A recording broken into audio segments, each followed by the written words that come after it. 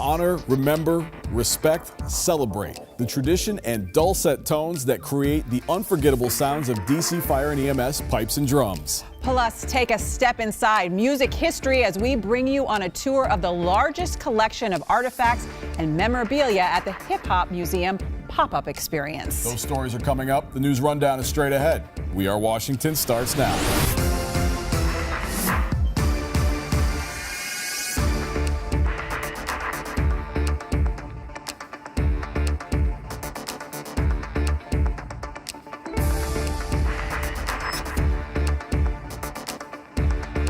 Welcome to We Are Washington. The tradition of pipes and drums dates back 150 years to a time when Irish immigrants represented the vast majority of firefighters and police in major cities. A lot has changed since then, but the tradition of pipes and drums continues and can be heard at funerals of fallen heroes, regardless of ethnicity. Coming up, we'll hear from the Emerald Society of DC to find out how they keep this sacred American tradition alive. And later, Kango hats, Rapper's Delight, cassette tapes, and Yo MTV raps. The early years of hip-hop holds a special place in the hearts of music lovers all over the world. Now, a new pop-up museum in D.C. pays tribute to this uniquely American tradition and offers visitors a chance to go back in time with everything from interactive turntables, rare vinyl, vintage fashion, and the largest collection of hip-hop artifacts. We'll take you there later in the show, but first, here's the news rundown. How to help district government employees afford homes in D.C. was the topic of a roundtable luncheon at Busboys and Poets. Mayor Muriel Bowser shared her own experiences with home ownership in the district and described incentives in this year's budget, including a $20 million workforce housing fund aimed at helping government employees purchase homes in D.C. Though a lot of my colleagues, social work colleagues, government employee colleagues, also participated in HPAP and NACA, a lot of them went to Maryland. Okay. But I was adamant and held on. But the only reason I ended up closing on a house was because the seller was willing to decrease the price of the home. So what's meant to be will be. I'm grateful for the opportunity. So one of the things I would encourage is continue the funding for programs like this. I think that you are the faces of DC government, and you can tell your story to your fellow employees, and we can get more and more people interested in using these programs, living closer, and being a part of the community. Other workforce housing programs also saw increases this year, including the Home Purchase Assistance Program and the Employee Assisted Housing Program. The Conrad Hotel made its official debut in D.C. Mayor Bowser joined executives from Hilton and Qatari DR for the grand opening of the 360-room luxury hotel in City Center, D.C. I want to thank all of you for recognizing that DC is a city definitely on the rise, and we are not your grandfather's Washington. DC is indeed a cool city, not just the White House, not just the Congress, but 700,000 wonderful people who live, work, and do business right in our town. The new hotel boasts a rooftop bar with monument views and a modern seafood restaurant called Estuary by chefs Brian and Michael Voltaggio that highlights the Chesapeake Bay.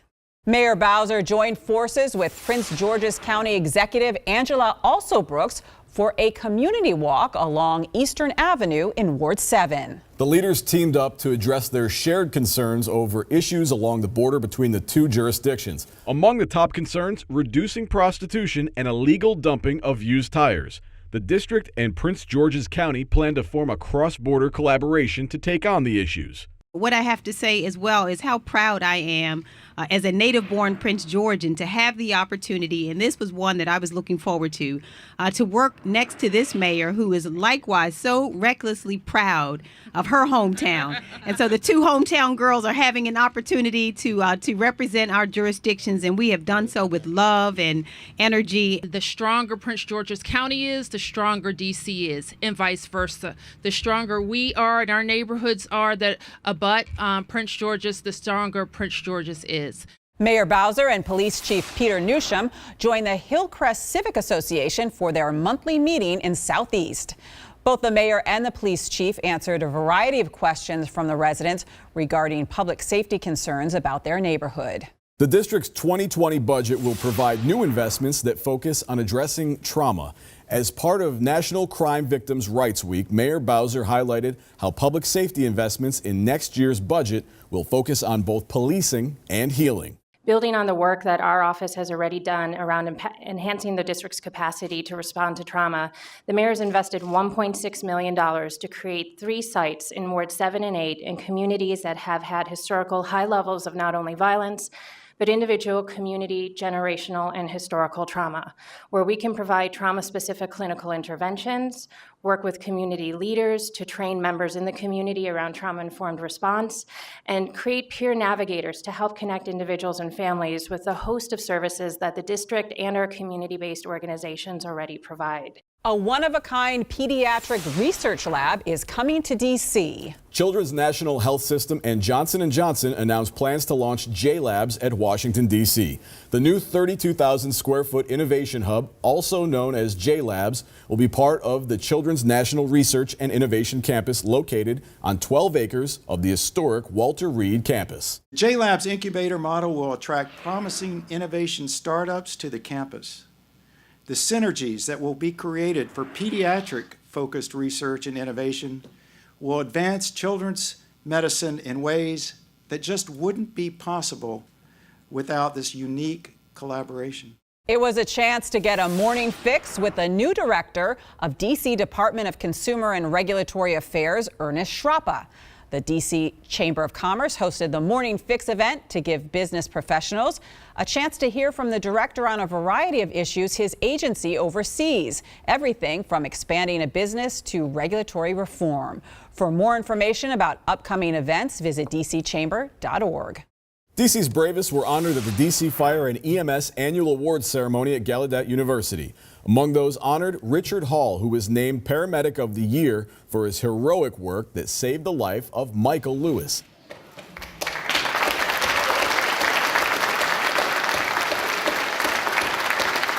Lewis was rescued after being pinned down under a truck. He attended the awards ceremony to thank the paramedic for saving his life. I couldn't remember his face, but I remember what he said to me, the voice, and he said, "Brother, I'm already praying with you."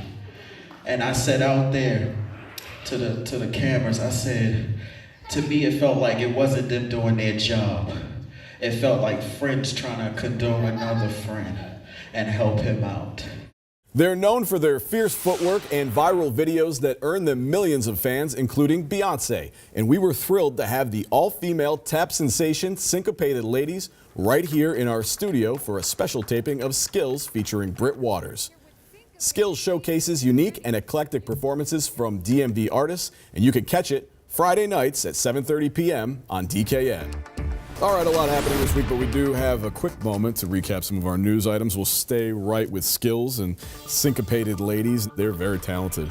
Yeah. It's just interesting to hear their story and, you know, how they do all this. And it's great that we had them here in the studio, and you know they've been on a lot of shows. Beyonce is one of their fans, but it's just great that their videos are really inspiring the next generation of tappers, and they're really taking that, you know, tapping in general to the next level. The drummer got involved in it too, right? Yeah, he was. And they had to bring in, we had brought in the dance floor. A tap dance floor. Yeah, and I didn't realize how important important that is, but it makes a big difference for tappers to have the right kind of floor. All right, and lastly, the Ward 7 Community Walk. This was a unique event because Mayor Bowser was able to share the public safety walk with her counterpart from Prince George's County, and they could talk about how they tackle some common problems. So it was great to see all the people that turned out and all the focus that was being paid to both the DC side and the Prince George's side of the border. And I'm not sure residents realize when the mayor does these community walks, there are so many representatives from all the agencies that if you happen to stumble across a community walk, you can get all your questions answered right there. The mayor, you know, will stop and she will have a director from any agency who's involved in your issue, solve that right there. So, look out for those community walks. Well, that's right. Or at least take down a note and try to get you an answer about it for sure. I also think it's important to point out the fact that this isn't just something that occurred on that particular day. The relationship between Mayor Bowser and the county executive, also Brooks, they had become working friends, I guess you could say, over the last couple of years when the mayor was Ward 4 council member, right, and the county executive was the county state's attorney. So they had sort of forged this relationship and have been working together along, and this is really just starting to bear fruit from that relationship too. And great to see two women who come from neighborhoods that they are now leading. Absolutely. Great. Honoring fellow servicemen and women and celebration. DC Fire and EMS Emerald Society tunes up their bagpipes and drums for us after the break. And later, take a trip back in time as we explore the hip hop museum experience at the Blind Wino.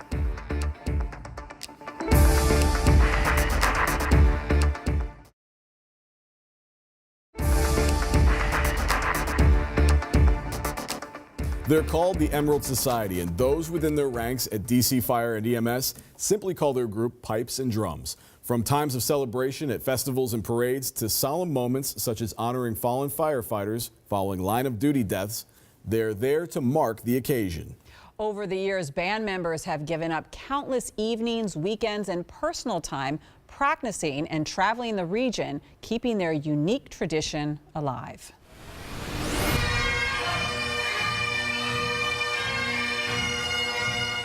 Honor, remember, respect, celebrate. The words the Emerald Society Firefighters of Washington, D.C. embody. It's an organization like a fraternal organization. We put this together to be there at funerals and line of duty deaths and things like that so we can memorialize and remember them. Known simply as Pipes and Drums, the dulcet tones and drum beats played by these firefighters have signaled the official opening of ceremonies, celebrated holidays, and sports teams in times of victory. A lot of parades. We do a lot of parades. We do ceremonies like this one. This is the opening ceremony for the legislative conference for the union, for the international.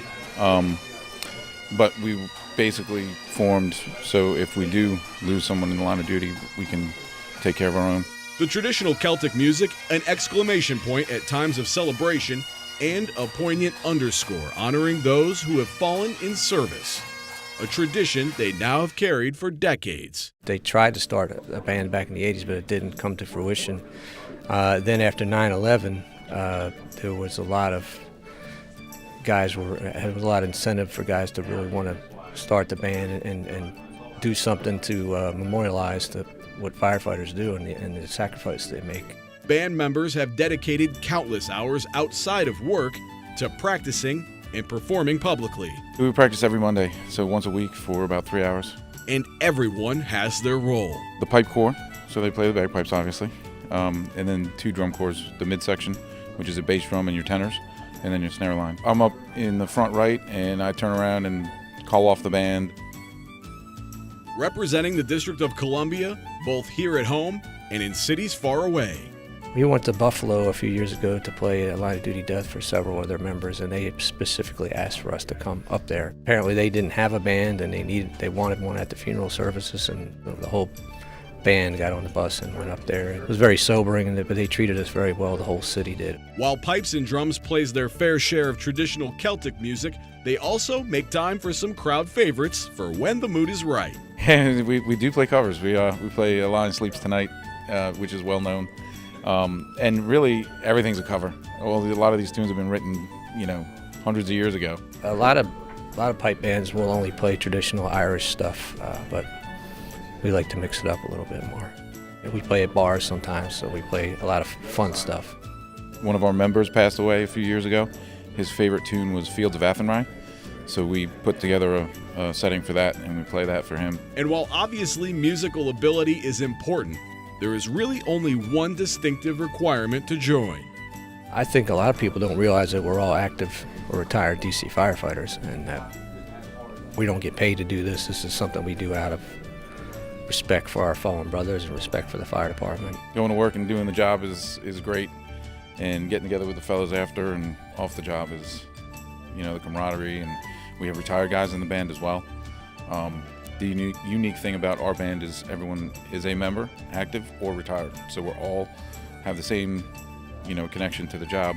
Serving the residents of the District of Columbia and honoring those they serve beside will remain at the core of the Emerald Society of Washington, D.C.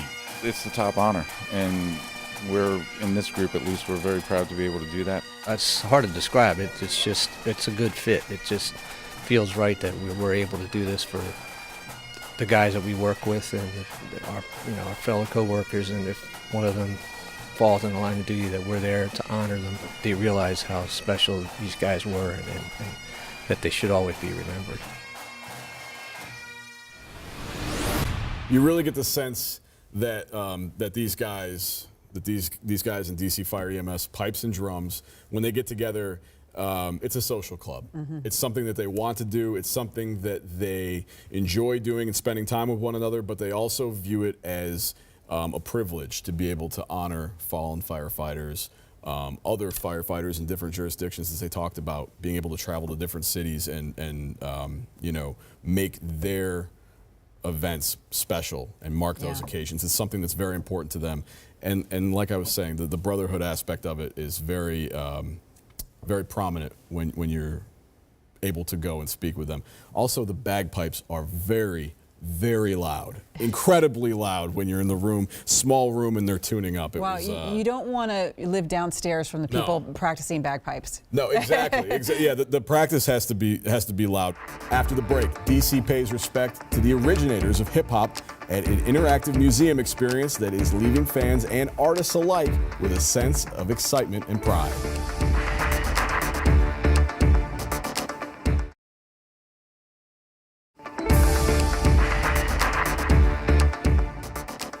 Museums give us a physical connection to our history, and that concept is no different with the Hip Hop Museum experience.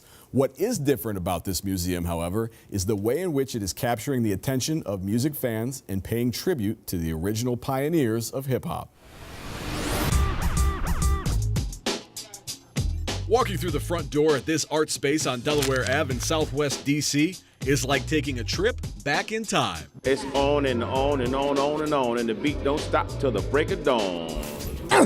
Let me clear my throat. Collector's items, memorabilia, interactive turntables, and ciphers featuring local talent. What y'all know about this old group right here? Off the chain, this right here, A+. This is awesome. This is a really good look for the city. You've arrived at the Hip Hop Museum experience. Everybody who comes in here for the first time, they just get so excited and inspired because, this has never been done before. The museum experience celebrates the rich and storied history of hip hop music. We wanted to create an environment that can highlight living legends, and we realized that there really isn't that formality for hip hop right now. There really isn't no other type of environment that can showcase that type of energy and that type of love, and I think that's what we've achieved with the Hip Hop Museum.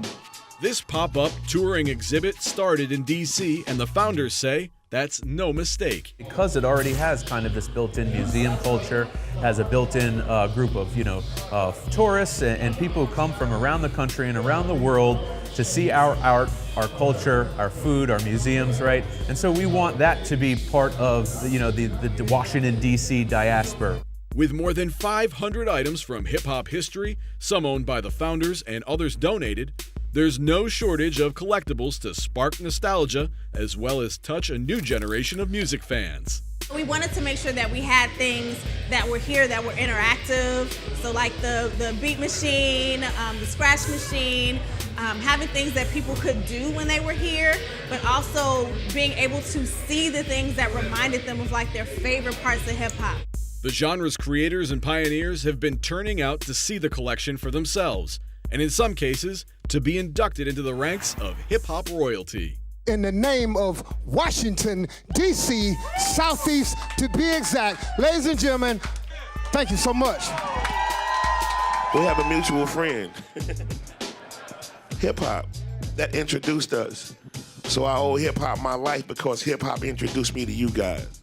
To be inducted into a museum is uniquely special for these artists and these legends because it's their peers that are inducting them. It is everything. I've been in this business 40 years. I started this journey in 1978. And for me to be acknowledged in the Hip Hop Hall of Fame, a cat coming out of DC, that's big to me. This is for the DMV.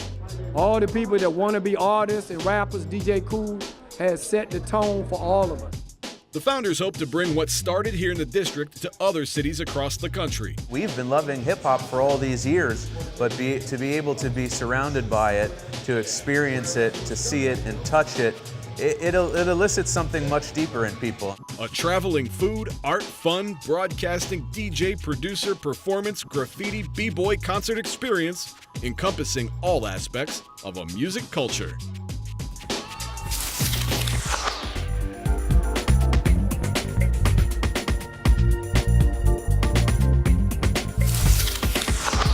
Okay, one last thing today. I love a story where someone is able to realize a lifelong dream, and that's what today's one last thing about. We work with him here. He's the president of Senator Satchel Paige Little League, Andre Lee. You've seen a couple of other stories we've done with him when they opened Bryce Harper Field. We talked about the kids in the Little League program with him before, and he's always had this passion for working with young people and showing them and teaching them about baseball. So it was a tremendous opportunity for him to have been invited by the Washington Nationals to throw out the very first pitch at one of the games recently. Did you see that he didn't even warm up?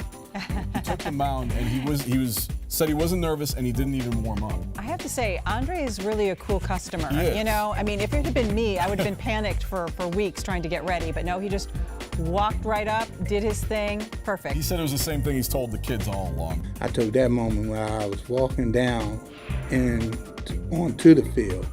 I just looked around and said, wow, this is what you dreamed about.